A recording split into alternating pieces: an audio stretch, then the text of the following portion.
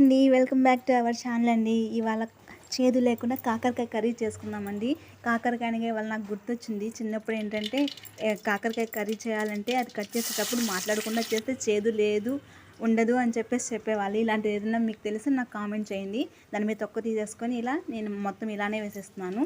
నూనె వేసుకొని ఆవాలు వేసుకొని ఆనియన్స్ చిన్నగా కట్ చేసుకొని ఈ కాకరకాయ కూడా అందులో వేసేసి ఉప్పు వేసేసి మగ్గించుకోవాలి. ఇప్పుడు టమోటా ముక్కలు కూడా ఇవి మగ్గేంతసేపు మనం గ్రేవీ అయితే ప్రిపేర్ చేసుకున్నాం. చింతపండు, వెల్లుల్లి, అలాగే ఈ పప్పులు వేసేసి వేయించుకున్న పప్పులు వేసేసి కొంచెం కారం, ధనియా పౌడర్ వేసేసి వీటిని మెత్తటి పేస్ట్ లాగా ప్రిపేర్ చేసుకోవాలి. ఇప్పుడు ఈ పేస్ట్ని అందులో వేసేసి పచ్చివాసన ఏం పోయేంత అవసరం లేదు, ఏం లేదు కదండి.